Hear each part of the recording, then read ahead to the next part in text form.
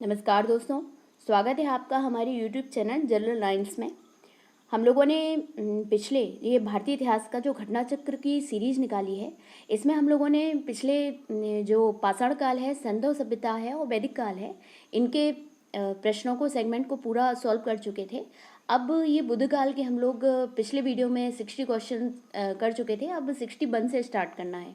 अच्छा, ये जो हम लोग घटना चक्र का हिस्ट्री का चला रहे हैं, ये आगामी स्टेट परीक्षाओं के लिए और भी जो वनडे में हिस्ट्री वगैरह के क्वेश्चन आ जाते हैं वो घटना चक्र में आते हैं, घटना चक्र से। तो आप लोग इसको ज़रूर सुनिए और सॉल्व करिए, तो आपकी हिस्ट्री को मजबूती मिलेगी। तो आइए इसको स्टार्ट करते हैं।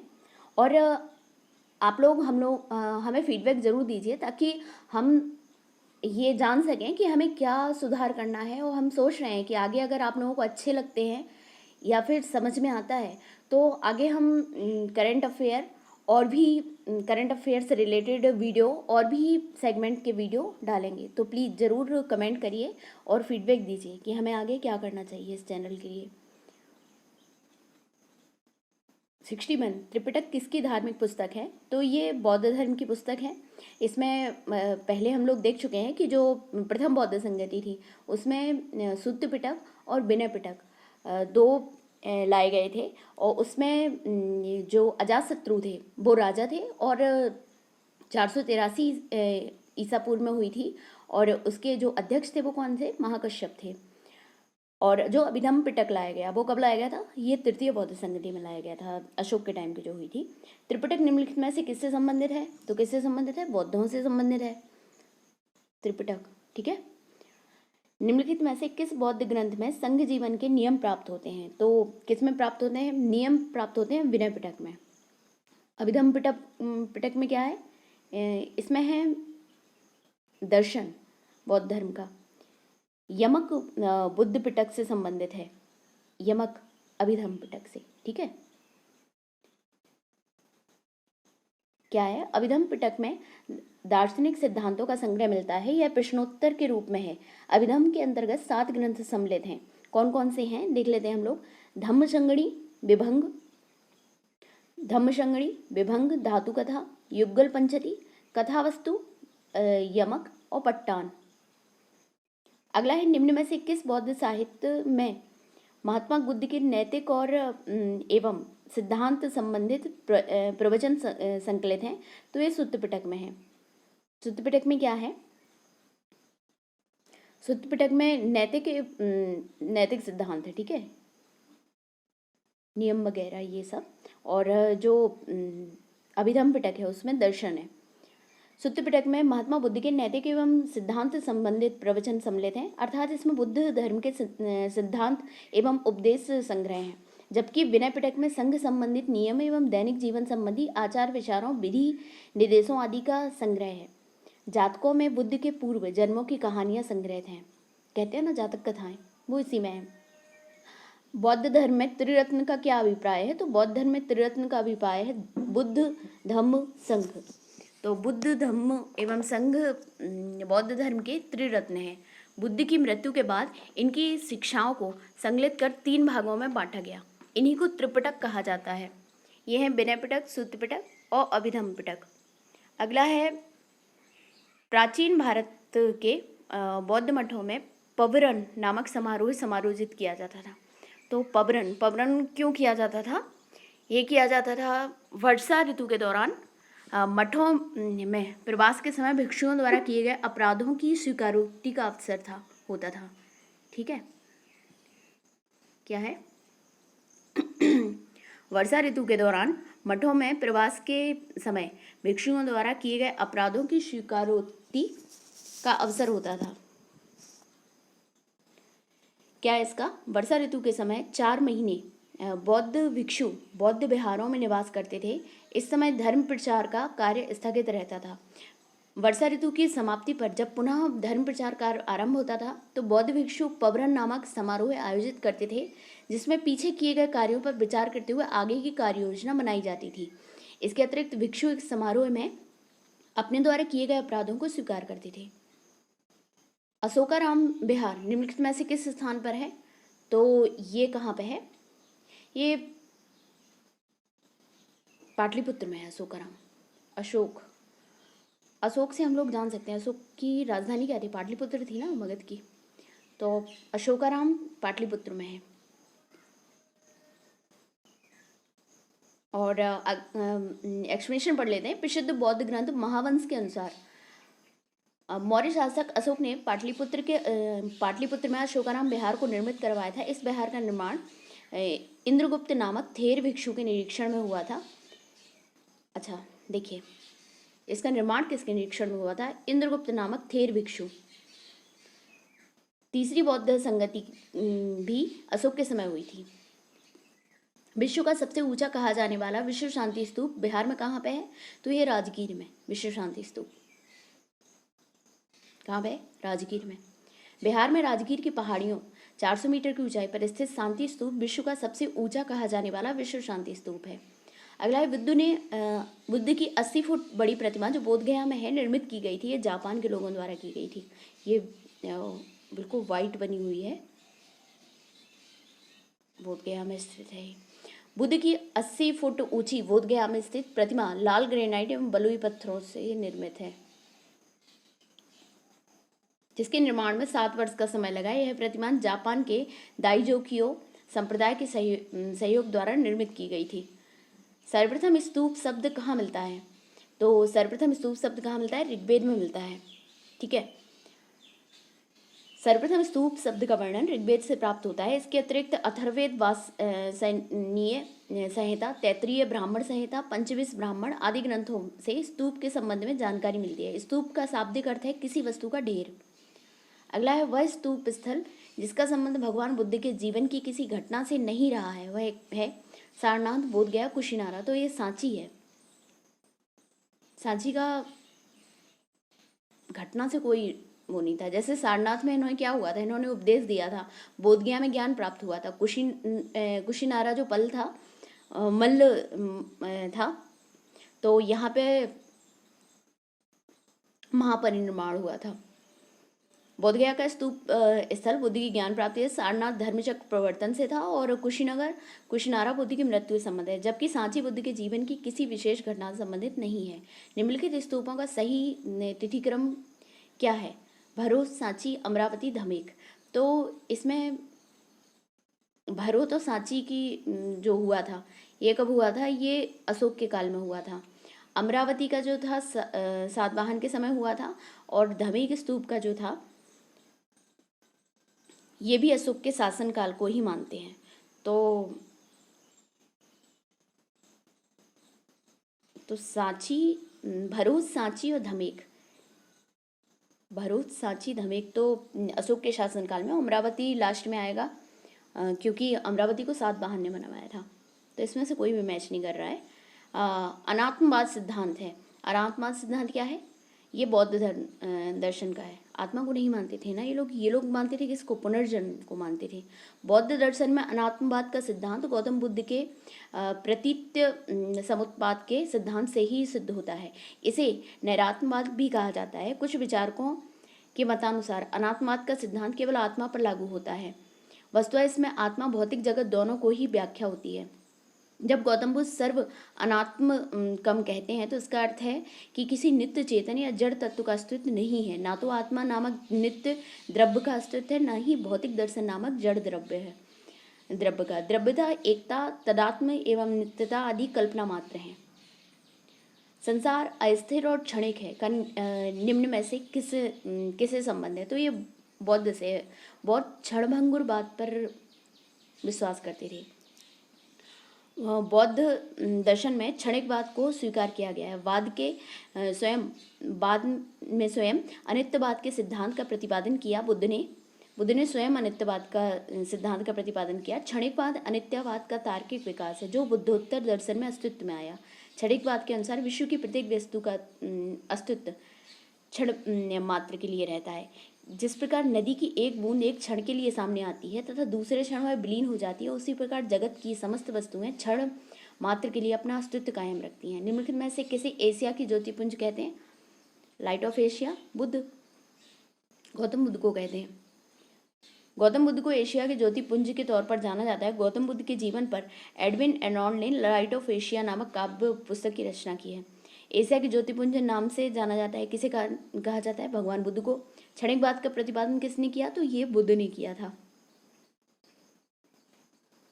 क्षणिकवाद का सिद्धांत बौद्ध दर्शन से संबंधित है। क्षणिकवाद अनित्यवाद का तार्किक विकास है जो बुद्धोत्तर दर्शन में अस्तित्व में आया। बुद्ध के अनुसार संसार में कुछ भी स्थायी या नित्य नहीं है, यहाँ तक कि आत्मा को की भी नित्य सत्ता नहीं है। यह उल्लेखनीय है कि गौतम बुद्ध ने स्वयं अस्थायित्व एवं क्षणिकत्व में भेद किया है। उन्होंने आत्मा को क्षणिक एवं भौतिक वस्तुओं को अनित्य कहा है। अगला है, भारत में सांस्कृतिक इतिहास के संदर्भ में पारमिता शब्द का सही विवरण निम्नलिखित में से कौन सा है? तो पारमिता का क्या होता है? परिपूर्णताएं जिनकी प्राप्ति से बोधिसत्व पथ प्रशस्त हुआ। ठीक है, क्या है पढ़ देते हैं। बौद्ध धर्म में बोधिसत्वों को बुद्धत्व प्राप्त करने के लिए पारमिता नामक विशिष्ट साधना का वर्णन किया गया है। बुद्धत्व प्राप्त करने के लिए पारमिता ही एकमात्र ऐसा साधन है जिसके द्वारा बुद्धि की मान्य पदवी बुद्धत्व की प्राप्ति की जा सकती है। बोधिचर्यावतार में आचार्य शांतिदेव कहते हैं कि जो साधक बुद्धत्व की प्राप्ति के लिए यत्नवान है, अर्थात जो बोधिसत्व है, उसे 60 पारमिताओं जैसे दान पारमिता, शील पारमिता, शांति पारमिता, वीर्य पारमिता, ध्यान पारमिता और प्रज्ञा पारमिता को ग्रहण करना चाहिए। इन 60 पारमिताओं में प्रज्ञा पारमिता का प्राधान्य है। ठीक है। सर एडविन एर्नोल्ड की पुस्तक द लाइट ऑफ एशिया आधारित है। किस पे आधारित है? तो ये ललित विस्तार पर है। ललित विस्तार का ही रूप है। सर एडविन एर्नोल्ड की पुस्तक the light of Asia Lalit विस्तार की विषय वस्तु पर आधारित है। इस पुस्तक का प्रकाशन 1879 ईस्वी में लंदन में किया गया था। बौद्ध धर्म के महायान एवं हीनयान संप्रदायों में सर्वाधिक मौलिक अंतर निम्नलिखित में से कौन सा है? तो ये है देवी देवताओं की पूजा।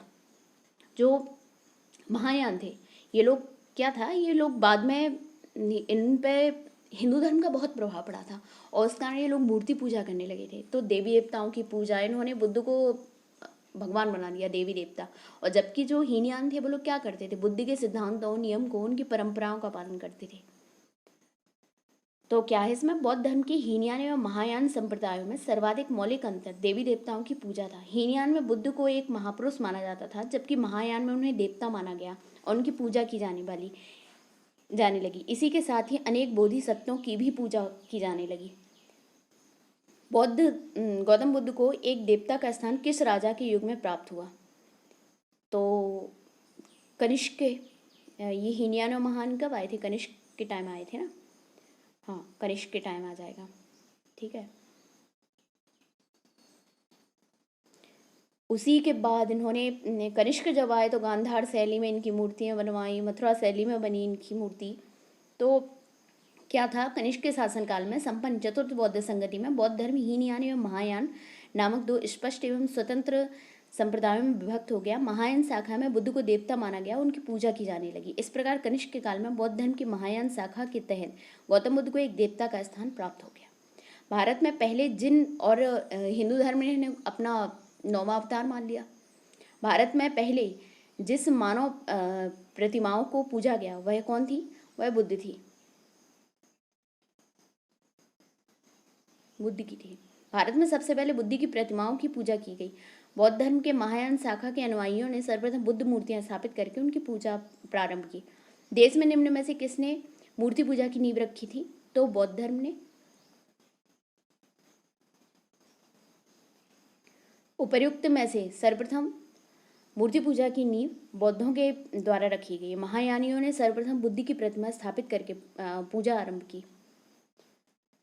अगला है गांधार शैली की मूर्ति कला में बुद्ध के सारनाथ में हुए प्रथम धर्मोपदेश से संबंधित प्रवचन मुद्रा का नाम है। क्या है? धर्मचक्र है।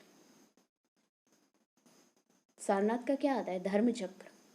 गांधार कला की उत्पत्ति का स्रोत एशिया माइनर एवं हेलेनिस्टिक कला थी। इस शैली की कला का प्रमुख विषय महात्मा बुद्ध का जीवन चरित्र है। इसके अंतर्गत बुद्ध की धर्मचक्र मुद्रा, ध्यान मुद्रा, अभय मुद्रा और वरद मुद्रा आदि मूर्तियों का निर्माण किया गया।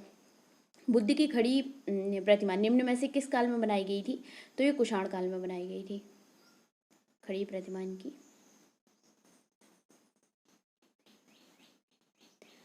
कुषाण काल में ही गांधार एवं मथुरा कला शैली के तहत बुद्ध एवं बोधिसत्वों की बहुसंख्यक मूर्तियों का बैठी एवं खड़ी स्थिति में निर्माण हुआ।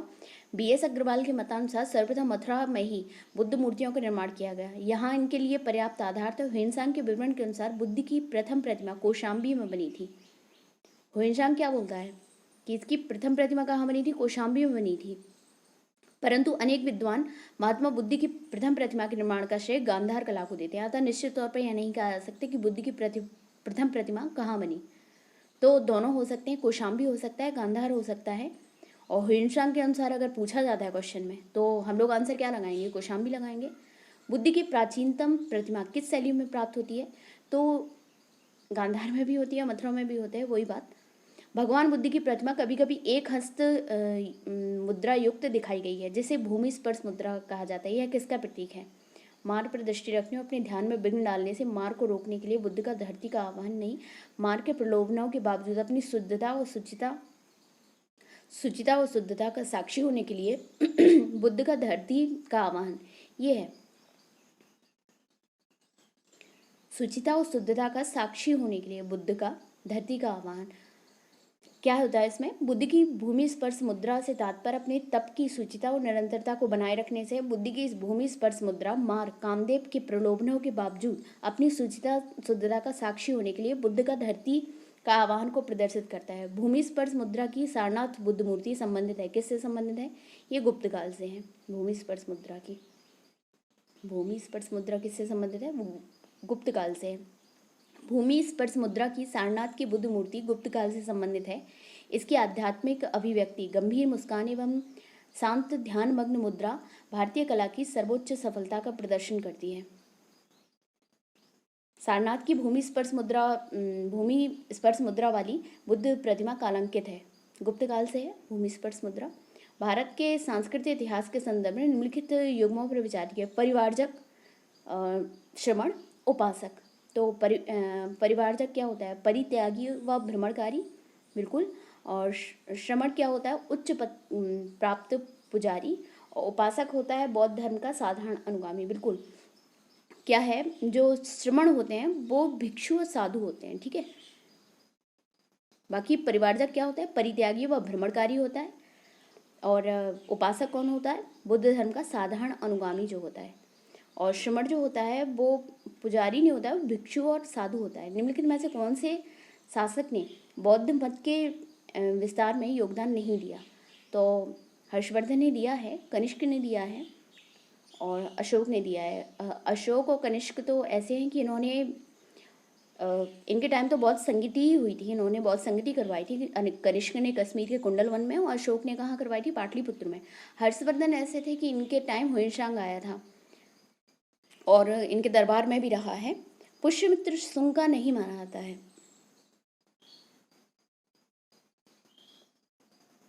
अशोक, कनिष्क और हर्षवर्धन ने बौद्ध धर्म के विकास में योगदान दिया, जबकि शुंग वंश के संस्थापक पुष्यमित्र सुंग ने मगध साम्राज्य पर अधिकार जमा कर वहां एक और यवनों के आक्रमण से देश की रक्षा की, वहीं दूसरी ओर देश में शांति और व्यवस्था की स्थापना कर वैदिक धर्म एवं आदर्शों की जो अशोक के शासनकाल में उपेक्षित हो गए थे पुनः प्रतिष्ठा की। वैदिक धर्म की इसने पुनः प्रतिष्ठा की थी। इसी कारण इसका काल वैदिक प्रतिक्रिया अथवा वैदिक पुनर्जागरण का काल भी कहा जाता है। अगला है कथन है कुशीनगर मल्लगढ़ राज्य की राजधानी थी। बिल्कुल, महात्मा बुद्ध का महापरिनिर्वाण कुशीनगर में हुआ था। बिल्कुल, दोनों सही हैं, लेकिन एक्सप्लेनेशन नहीं है। हाँ ठीक है, क्योंकि मल्ल की राजधानी इसलिए नहीं थी कि वहाँ पे बुद्ध का महापरिनिर्वाण हुआ था। बौद्ध ग्रंथ अंगुत्तर निकाय में वर्णित षोडश महाजनपदों में मल्ल एक महाजनपद था। यह एक 16 महाजनपदों का जिक्र कहाँ पे आता है? अंगुत्तर निकाय में आता है, ठीक है। यह एक संघ राज्य था जिसमें पडरौना, पावा तथा कुशीनारा, कश्या मल्लगढ़ राज्य की जुड़वा राजधानी थी। पावा और कुशीनारा। महात्मा बुद्ध को महापरिनिर्वाण कुशीनगर से प्राप्त हुआ था। दोनों कथन सही है। अगला है लोथल, प्राचीन गोदी क्षेत्र है। बिल्कुल सारनाथ बुद्ध का प्रथम धर्मोपदेश है, बिल्कुल सही है। राजगीर अशोक का सिंह स्तंभ शीर्ष है, नहीं। और नालंदा जो है बौद्ध अधिगम का महान पीठ है, बिल्कुल। पहला सही है, दूसरा सही है, चौथा सही है, तीसरा नहीं है सही। सैंधवपुरा स्थल गुजरात में, लोथल गुजरात में गोदीवाड़ा के अवशेष मिले हैं। सारनाथ वाराणसी में महात्मा बुद्ध ने अपना प्रथम धर्मोपदेश धर्मचक्र प्रवर्तन दिया था। नालंदा बौद्ध अधिगम का महान पीठ था। यहाँ कुमारगुप्त फर्स्ट के शासनकाल में विश्वविद्यालय की स्थापना हुई। अशोक का सिंह स्तंभ जो है शीर्ष राजगीर में नहीं बल्कि सारनाथ में स्थित है। और यही हमारा फिर बाद में जो चिन्ह बना है, राजकीय चिन्ह राष्ट्रीय, वो अशोक का यही है, सारनाथ से लिया गया है। अगला है महायान बौद्ध धर्म में बोधिसत्व अवलोकितेश्वर को और किस नाम से जाना है, तो इतने पद्मपाणि नाम से जाना जाता है। पद्मपाणि और मंजूश्री ये दो हैं, तो इन्हें पद्मपाणि नाम से जाना जाता है, जिनके हाथ में कमल हो। ठीक है। बौद्ध दर्शन में यह माना गया है कि बोधिसत्वों में अवलोकितेश्वर की स्थिति महिमा मंडित है। उन लोगों ने यह निश्चय किया था कि वे तब तक बुद्ध नहीं बनेंगे जब तक कि सभी मनुष्यों का निर्वाण नहीं प्राप्त हो जाता। वस्तुतः बौद्ध धर्म पर हिंदू धर्म का प्रभाव परिलक्षित होता है। अवलोकितेश्वर नारायण या पद्मपाणि विष्णु का भी एक नाम है। भारत के धार्मिक इतिहास के संदर्भ में निम्नलिखित कथनों पर विचार कीजिए। स्थावरवादी महायान बौद्ध धर्म से संबंधित है, बिल्कुल। लोकोत्तरवादी संप्रदाय बौद्ध धर्म के महासांघिक संप्रदाय की एक शाखा थी, नहीं। और महासांघिकों द्वारा बुद्ध के देवत्वारोपण ने महायान बौद्ध धर्म को प्रोत्साहित किया। तो हाँ, जो पहले क्या थे, ये थेरवाद थे और महासांघिक थे। तो जो स्थावरवादी थे ये थेरवाद थे, और ये फिर बाद में हीनयान से संबद्ध थे। ये महायान शाखा से नहीं थे संबंधित, ठीक है। ये महायान से नहीं थे, ये हीनयान से थे। तो पहला गलत है। दूसरा था लोकोत्तरवादी संप्रदाय बौद्ध धर्म के महासांघिक संप्रदाय की एक शाखा थी, तो ये सही है लोकोत्तरवादी। और महासांघिकों द्वारा जो महायान शाखा थी, और महासांघिक द्वारा बुद्ध के देवत्वारोपण ने महायान बौद्ध धर्म को प्रोत्साहित किया, बिल्कुल, जो कनिष्क के टाइम संगति हुई थी। परंपरागत नियम में आस्था रखने वालों का संप्रदाय स्थविर या थेरवादी कहलाया। स्थविरवाद बौद्ध धर्म की हीनयान शाखा से संबद्ध है। इसका नेतृत्व महाकच्छायन ने किया। तो हीनयान शाखा का नेतृत्व किसने किया? स्थविरवाद का ये किया महाकच्छायन ने। परिवर्तन के साथ नियम को स्वीकार करने वालों का संप्रदाय महासांघिक कहलाया तथा इनका नेतृत्व महाकश्यप ने किया। लोकोत्तरवादी संप्रदाय बौद्ध धर्म के महासांघिक संप्रदाय की एक शाखा थी। बौद्ध धर्म में लोकोत्तरवाद निकाय 18 निकायों में से एक है। ये ध्यान रखने वाली बात है कि लोकोत्तरवादी जो संप्रदाय है बौद्ध के महासांघिक संप्रदाय की एक शाखा है, और यह जो उनके 18 निकाय थे बौद्ध धर्म के, उनमें से एक है। ठीक है। भारतीय इतिहास के संदर्भ में निम्नलिखित में से कौन भावी बुद्ध है जो संसार की रक्षा हेतु अवतरित होंगे? तो मैत्रेय हैं। ये आईएएस में आया हुआ क्वेश्चन है, मैत्रेय। बौद्ध मान्यताओं के अनुसार मैत्रेय एक बोधिसत्व है जो पृथ्वी पर भविष्य में अवतरित होंगे और बुद्धत्व प्राप्त करेंगे और विशुद्ध धर्म की शिक्षा देंगे। मैत्रेय के अवतरण की भविष्यवाणी ऐसे समय के लिए की गई जब इस लोक में अनैतिकता अनाचार इतना बढ़ जाएगा कि मानव जीवन असुरक्षित होता दिखेगा। सुरक्षा के लिए लोग इधर उधर भटकेंगे, सर्वत्र त्राही त्राही मच जाएगी और मानव जीवन संघर्षमय बनता दिखेगा। ऐसे आपातकाल में बोधिसत्व मैत्रेय इस भूतल पर भविष्य के बुद्ध के रूप में अवतार लेंगे। वह पुनः बौद्ध धर्म की संस्थापना करेंगे और सभी मानवों को सुख शांति एवं समृद्धि प्रदान करेंगे। ठीक है। अगला है भारत के धार्मिक इतिहास के संदर्भ में निम्नलिखित कथनों पर विचार कीजिए। तो बोधिसत्व बौद्ध मत की हीनयान संप्रदाय की केंद्रीय संकल्पना है, हीनयान की नहीं है, ये महायान की है। ठीक है। अब बोधिसत्व अपने प्रबोध की मार्ग पर बढ़ता हुआ करुणामय है, तो पहला सही है, करुणामय है। अगला देख लेते हैं। बोधिसत्व समस्त सचेतन प्राणियों को उनके प्रबोध के मार्ग पर चलने में सहायता करने के लिए स्वयं की निर्माण प्राप्ति विलंबित करता है। बिल्कुल। तो ये पहला ये सही कहा, राइट का लग गया है, ये राइट नहीं है, ये रॉन्ग है, क्योंकि वही मैं बता रही थी कि जो बोधिसत्व है महायान की संकल्पना है, और बाकी दूसरा और तीसरा सही है। एक्सप्लेनेशन क्या है? बोधिसत्व बौद्ध मत के महायान संप्रदाय का आदर्श एवं केंद्रीय संकल्पना है। बौद्ध धर्म में बोधिसत्व सत्व के लिए प्रबुद्ध शिक्षा दिए हुए को कहते हैं। पारंपरिक रूप से महान दया से प्रेरित बोधि चित्त जनित सभी संवेदनशील प्राणियों के लाभ के लिए सहज इच्छा से बुद्धत्व प्राप्त करने वालों को बोधिसत्व माना जाता है। 10 पारमिताओं का पूर्ण पालन करने वाला बोधिसत्व कहलाता है। कितनी पारमिताओं को पालन करना होता है? इसमें 10 पारमिताओं को पूर्ण पालन करना होता है, तब जाके क्या बनता है? कोई बोधिसत्व कहलाता है। बुद्ध बनना ही बोधिसत्व के जीवन की पराकाष्ठा है। बौद्ध धर्म का अंतिम लक्ष्य संपूर्ण मानव समाज से दुख का अंत है। बौद्ध धर्म के अनुसार चत्वारि आर्य सत्यानि है, जो दुख समुदाय, दुख निरोध और दुख निरोध का मार्ग।